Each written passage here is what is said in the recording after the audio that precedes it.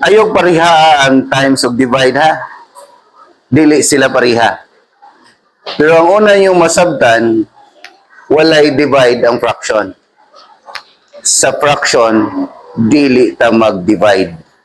So kay divide man dili na ansiran. Man na. Pero ansira na. Dili lang i-divide.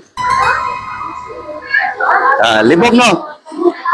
Kung baliko na, isulti ra isulti para kamusad makahinumdom. Walay divide sa fraction. Go. Walay divide sa fraction. Oh, divide lagi na. So, dili ta na pwede ansiran. Kaya wa may divide sa fraction. Dili yun pwede ta mag-divide.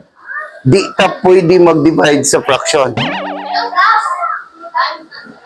Sige. So, paminog mayo sa step sa basta divide ganyan mo gawas ang step 1 kay i-reciprocal ang divisor. Kinahanglan nimo mapakita ang reciprocal sa divisor. Sige, asan? Divisor ani? Kaning 1/3 o ang 1/2? 1/3. Dili. Tagan-tagaan mo ha. Kaning nakuna mo ni ang dividend.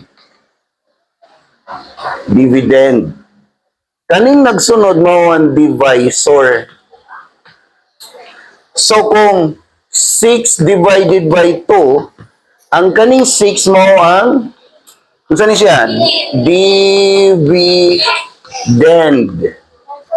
Ang 2 mo ang divisor. Ayog kalimutan, ang nag-una, unsay pangan? Ang ikaduha? So, awan ni reason? Ang step 1 ko no, kung mag-divide of fraction, kay i-reciprocal ang divisor. Kailan mo reciprocal? Mo kung nag-classic reciprocal? Na, lisod na ba kayong reciprocal? Example, kani, 1/2. Ang reciprocal ani kay 2/1. Sakto. Ang reciprocal meaning bayluha. Ang ibabaw ibalhin sa ubos, ang ubos ibalhin sa ibabaw. So, kani, i-reciprocal tani o di? Dili. Kay unsa man ni siya?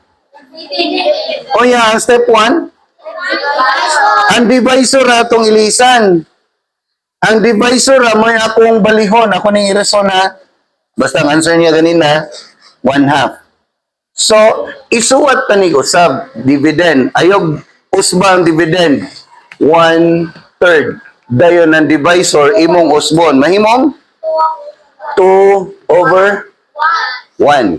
What is step 1? And step 2, change division into multiplication.